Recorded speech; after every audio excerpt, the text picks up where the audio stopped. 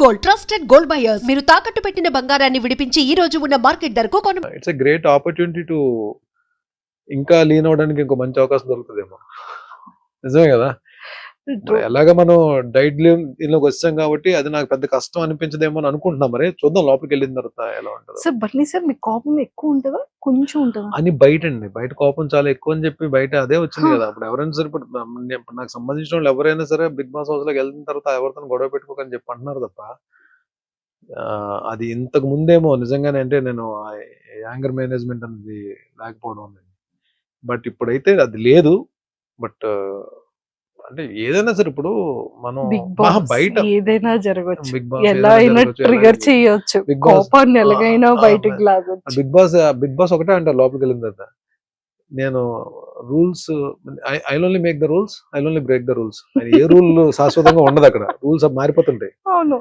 But ఇంకోటి ఏంటంటే మనం ఇలాగే ఉండాలి, బుద్ధుడిలాగా ఉంటాను అనగా ఉండనివ్వరు కదా.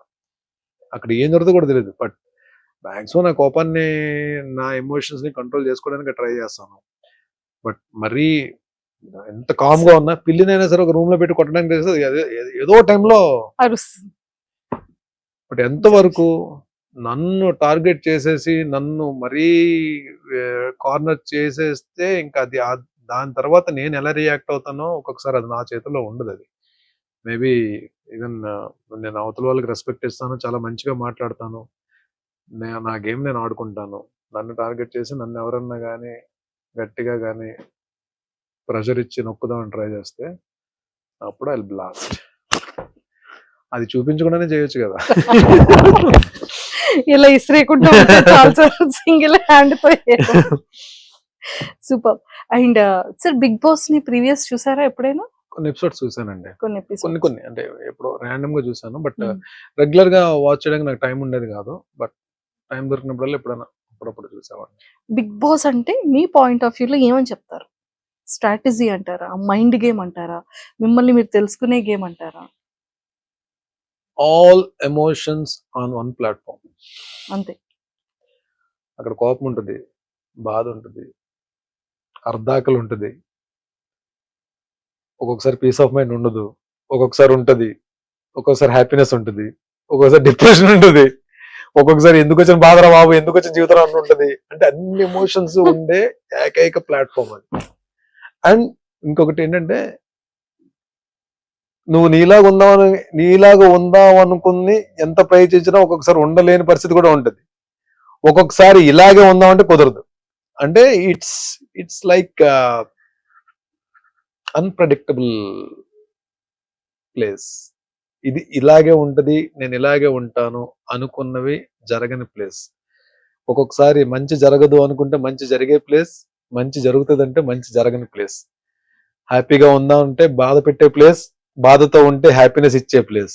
ఏదైనా జరగచ్చు. That is called Big Boss అంటారు. సూపర్. సార్ అందరు హీరోస్ తో చేసేసారు. అండ్ అంటే నాకు తెలిసి ఒక 3 generations ని కవర్ చేసినట్టున్నారు మీరు కదా. 4th generation కూడా ఏమైనా కవర్ చేశారు? ఇప్పుడు 3 generations కవర్ చేస్తారంటే సార్ చిన్నప్పటి నుండి మీరు వచ్చారు అని అంటున్నాను సార్. చాలా యంగర్ ఏజ్ నుంచి కెరియర్ స్టార్ట్ చేశారు కదా ఇండస్ట్రీలో. సో అలా సో చేశారు. మరి నాగార్జున గారిని అంటే అదేమో యాక్చువల్లీ సోగ్గాడే చిన్నానికి ముందు డైరెక్షన్ డిపార్ట్మెంట్ నుంచి కాల్ వచ్చింది. మరి అది ఎందుకు మరి నా క్యారెక్టర్ మిస్ అయిందో తెలియదు. కళ్యాణ్ కృష్ణ గారు అనుకుంటా డైరెక్టర్. నాకు కాల్ వచ్చింది, మళ్ళీ ఆ డేట్స్ ఎందుకు మిస్ అయ్యో తెలియదు. కొంచెం ఎక్కడో చిన్న బాధపడి అయ్యో నాగార్జున గారి కాంబినేషన్ అంటే నాగార్జున గారి సినిమా చేయలేకపోయినా అని.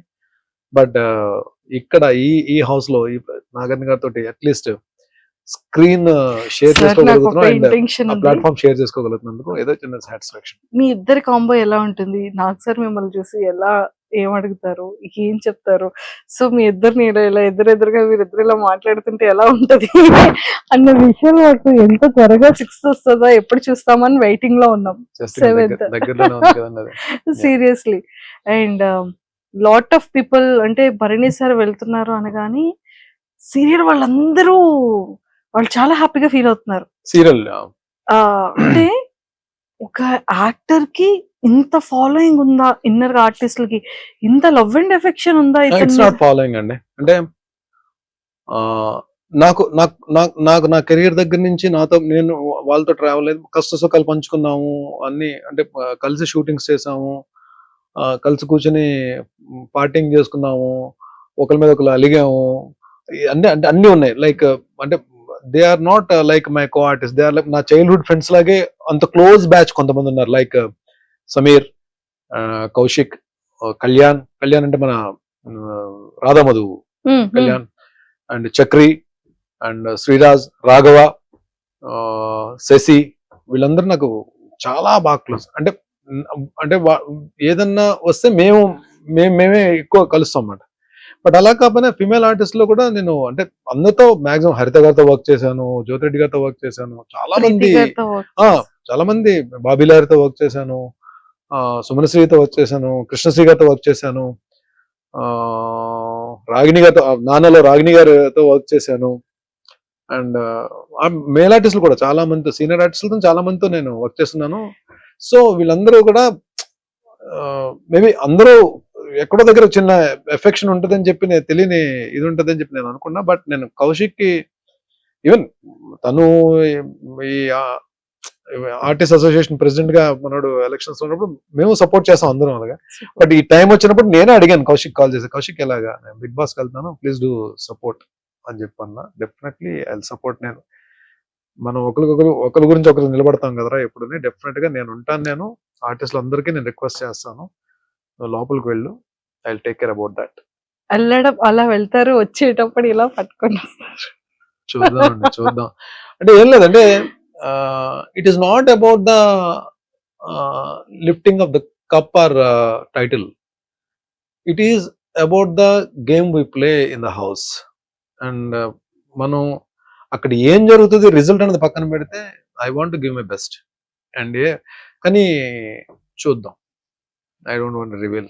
నా గేమ్ అన్నది నాకే తెలియదు, ఇప్పుడు వచ్చి నేను లోపలికి వెళ్ళి ఏ గేమ్ ఆడబోతున్నాను కూడా నాకే తెలియదు. చూద్దాం, డెఫినెట్ గా మీరు అనుకున్నదే జరగచ్చేమో. తదాస్తు. Super sir. అంటే ప్రతి ఒక్క హీరోకైనా విలన్ కైనా, అంటే ఆన్ కెమెరాస్ కి విలన్ అయినా ఆఫ్ కెమెరాస్ కి నార్మల్. సో మిమ్మల్ని రాముడు అని ట్యాగ్ ని యాక్సెప్ట్ చేస్తారా, కృష్ణుడు అనే ట్యాగ్ ని యాక్సెప్ట్ చేస్తారా? కృష్ణుడు అంటే పూర్తిగా కృష్ణుడి కాదు, రాముడు అంటే పూర్తిగా రాముడి కాదండి. రామకృష్ణ అంటే కరెక్ట్ సెట్ అవుతుంది.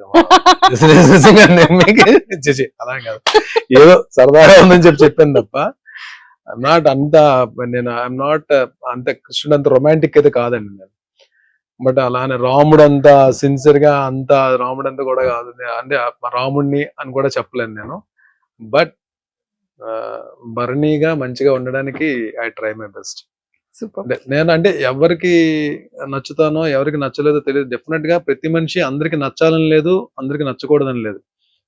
నేను మా అమ్మకి ఏ రోజు కూడా మా అమ్మ చేత రే ఏంట్రా నువ్వు అని అనిపించుకోకుండా, మా అమ్మ చేత తిట్లు తినకుండా మంచిగా ఉండాలని చెప్పి నేను కోరుకుంటాను. నేను అలాగే మై మెంటర్, మై గురువు, డెఫినెట్ గా అంటే అలాంటి మనిషి మన లైఫ్ లో నాగబాబు గారు లాంటి మనిషి మన లైఫ్ లో దొరకడం కూడా చాలా అదృష్టం అది. బికాజ్ ఆయన పరిచయం తర్వాత చాలా చేంజెస్ జరిగాయి నా లైఫ్ లో. నేను ద వే ట్రీటింగ్ పీపుల్, మనుషుల్ని ట్రీట్ చేసే విధానం కానీ, నా ఫ్యామిలీ మెంబర్స్ ని ట్రీట్ చేసే విధానం, రెస్పాన్సిబిలిటీస్, కేరింగ్ కానీ, ఎర్నింగ్స్ సేవ్ చేసుకోవడం కానీ, హెల్త్ విషయం కానీ, everything. There are so many changes ఆయన. బికాస్ ఈ ఇంటర్వ్యూ ద్వారా నేను I'm giving a big salute for my guru, my mentor Nagababu sir. Super. Favourite actress ఎవరు? టీవీలో అంటే బిగ్ స్క్రీన్, నాకు టీవీలో యాక్ట్రెస్ కావాలి. బిగ్ స్క్రీన్ మీద one and only Savitri garu అండి. అంటే శ్రీదేవి గారు అంటే చాలా ఇష్టం నాకు, అంటే ఆవిడ చేసిన పెర్ఫార్మెన్స్ చాలా ఇష్టం. బట్ సావిత్రి గారు అంటే నేను పాత సినిమాలన్నీ నేను, అదే మాయాబజార్ అయితే ఎన్నిసార్లు చూసుంటాను.